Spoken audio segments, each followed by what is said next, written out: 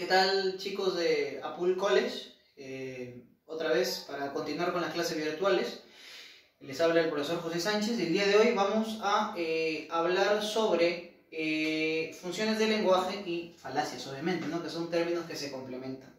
Dentro de tu prospecto aparece el tema de lenguaje y pensamiento, ¿no? Definitivamente son capacidades indesligables, ¿verdad? El lenguaje y el pensamiento, sin lugar a dudas. Vamos a definir el lenguaje como aquella facultad exclusivamente humana que nos permite comunicarnos, expresar ideas, emociones, sentimientos, ¿no? Y tú ya conoces esas famosas funciones del lenguaje, ¿no? La función informativa, la función expresiva y la función apelativa. Recuerda de que de todas estas funciones, la que le importa a la lógica solamente es la función aseverativa, ¿no? Que vendría a ser la función informativa, ¿verdad?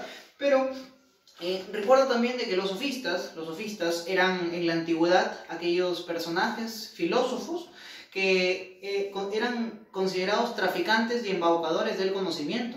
Es decir, estos señores no solamente cobraban por enseñar, sino que muchas veces mentían como argumentos retóricos. Eran muy buenos oradores, ¿no es cierto? Y ellos, su cualidad principal era convencer con la palabra, ¿no? Es por eso de que se les considera a ellos los famosos creadores de las falacias. Obviamente una falacia va a ser un razonamiento incorrecto, va a ser un argumento inválido.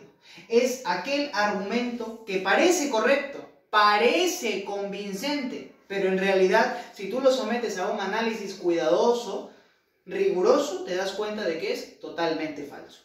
Lo más importante y lo que vamos a tratar ahorita, porque obviamente lo vamos a volver a ver en clase, es la división de todas las falacias. No hay una división que es importante, ¿verdad? Bien. Tenemos que las falacias se dividen en dos, ¿no? Por su intención y por su formalidad o contenido, ¿verdad? Cuando yo hablo de las falacias por su intención, ¿verdad? Por su intencionalidad, se dice de que hay sofismas y hay paralogismos, ¿verdad? ¿Cuál es la diferencia de estos dos? De que un sofisma, si en un sofisma el sujeto, la persona tiene la intención de cometer la falacia. Es decir, cuando sí hay intención de cometer la falacia, se habla de un sofisma. Cuando no hay la intención de cometer la falacia, se habla de un paralogismo. ¿Queda claro? Básico. Si hay intención, sofisma. No hay intención de cometer la falacia, paralogismo. Esa es la primera clasificación, por su intención. Ahora, la que nos interesa en sí es por su formalidad o contenido, ¿verdad? Por su formalidad o contenido tenemos las falacias formales y las falacias no formales. Recuerda de que estas falacias formales, según tu prospecto, las vemos en la semana número 4 todavía, ¿no? ¿Por qué? Porque aquí se habla de falacias que atentan contra leyes, ¿verdad? Atentan contra leyes, principios lógicos, entre ellas las falacias del silogismo. Tenemos la falacia del cuarto término, la falacia del mayor ilícito, la falacia del menor ilícito, la falacia del medio concluyente, ¿no? O sea, para interpretar y para explicar esas falacias, tenemos primero que saber las 8 reglas del silogismo, ¿verdad? Que lo veremos posteriormente, que es lo que vamos a ver hoy día.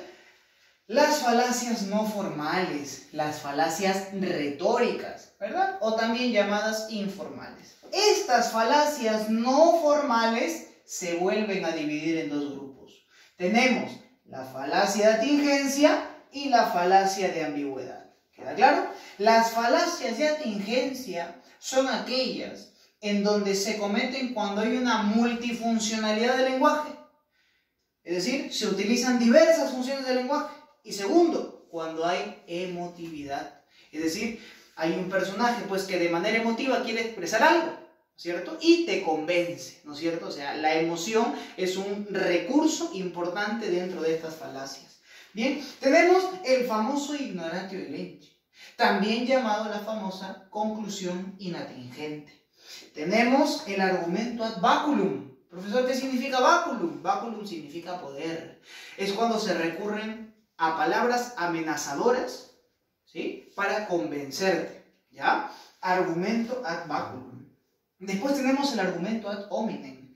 Profesor, ¿qué significa el argumento ad hominem? Argumento contra el hombre. Es decir, en vez de refutar el argumento de la persona, va en contra de su integridad. ¿Queda claro? En vez de refutar su argumento, se ataca a la persona, ¿verdad? Tenemos el argumento ad hominem ofensivo, circunstancial y tu copia. Después tenemos la pregunta compleja, también llamada falacia de la presuposición. Tenemos el argumento ad ignoratium, argumento por la ignorancia. Cuando no se ha demostrado la verdad de algo, se concluye su falsedad, ¿ya? Tenemos el argumento ad misericordiam, que es un llamado a la piedad, lástima, pena por alguien. El argumento ad populum, ¿no? El llamado al pueblo, ¿no es cierto? El argumento ad verecundiam, recuerda, verecundiam significa reverencia, autoridad, ¿ya? Y por último,